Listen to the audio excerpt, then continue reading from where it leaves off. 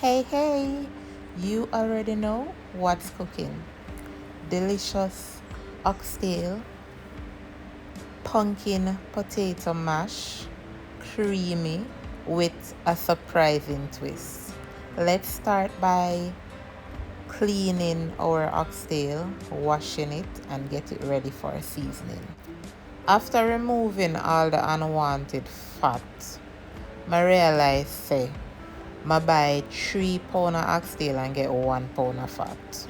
Well, anyway, I wash it and with some vinegar and stuff. I'm now adding my complete seasoning. I make the seasoning from scratch. It bad when you use some of this, you don't want nothing more. But I add some Maggi seasoning. Then I'm adding some dry jerk seasoning and a little browning, and I just try to rub in that little bit, but knowing me, I go shake it.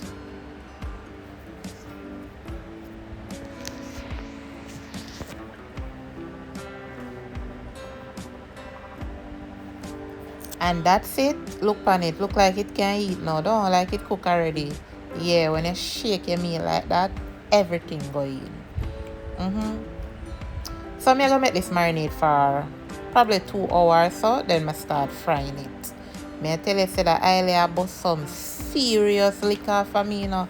Watch I'll pop up. Anyways, this is my pumpkin and potato well sliced up and ready for cook, and stay tuned for the surprise with the menu here, alright? Now I'm transferring my oxtail to the pressure. I'm gonna make it cook down for a bit before I throw water on it and make it pressure.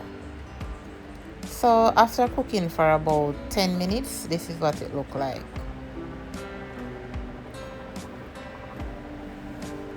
Guys, please don't forget to like, comment, share, and subscribe to the channel. Click that notification bell so you won't miss an upload. Alright, thanks for the support. And this is my oxtail tender, but I'm gonna throw some more water on it. Not all of them cook, so you have to test each piece. Alright, now that it's finished pressuring, I transfer it back to another pot, a smaller pot, where my gravy and my carrot and my little stuff can go in the pot, nice up the pot. So this is some carrot, sweet pepper, onion, thyme, hot pepper. Cook that down. That's the white rice I'm gonna serve with it. And now I am boiling some coconut milk right here, adding a little Maggi all-purpose, a little of my complete seasoning. Now I rub the pumpkin and potato through the strainer because I want it to be smooth. It was such a workout for my arm. I end up changing my mind in at the end and just rub the pumpkin and some of the potato through the strainer and kind of give it a little lumpy texture like, and trust me, I am glad I did. This is what my coconut milk look like so far, and it is perfect, creamy and thick.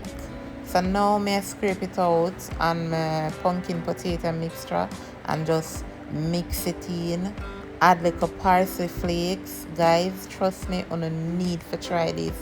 I wanted creamy pumpkin mashed potatoes, but I did not want any dairy in it, so I just come up with my own recipe, and trust me.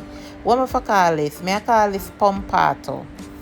How it sound? Yep. When you hear me say I'm gonna make some pompato, you know what it is. That's so delicious. Add little parsley to it again, and yeah, I'm going to add this broad bean to my oxtail. You don't know, drain the water off it and put it in another pot. Now I'm taking my time to mix it in because you don't want them nice tender meat you have to fall off of the bone. So just take your time and combine. Look on nice thick gravy. That's my beautiful dish served with some cold veg. trust me, this was so delicious. Me never miss my rice and peas that Sunday. Yeah. Look at that. Remember to subscribe. Thanks for watching.